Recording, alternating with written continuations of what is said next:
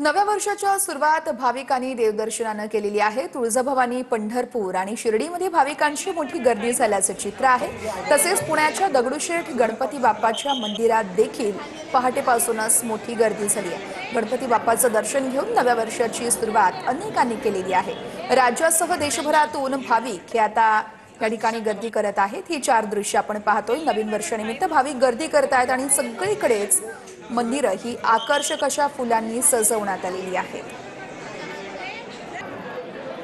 तर नवीन वर्षाच्या पहिल्याच दिवशी नागपुरातील प्रसिद्ध टेकडी गणेश मंदिरामध्ये भाविकांनी मोठी गर्दी केली आहे। हजारो भाविक टेकडी गणेशाचं दर्शन घेऊन नवीन वर्षाची सुरुवात करतायत।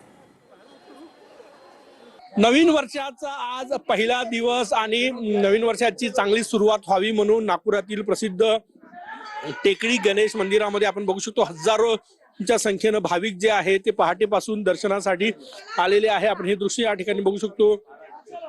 टेकडी गणेश मंदिर हे प्रसिद्ध मंदिर आहे आणि फक्त नागपूरच नाही तर शेजारच्या राज्यामधूनही भाविक दरवर्षी या ठिकाणी दर्शनासाठी येत असतात। नवीन वर्षाची सुरुवात देवदर्शनाने व्हावी म्हणून नागपुरातील प्रसिद्ध टेकडी गणेश मंदिरात ही हजारो भाविकांची गर्दी आपल्याला पाहायला मिळते।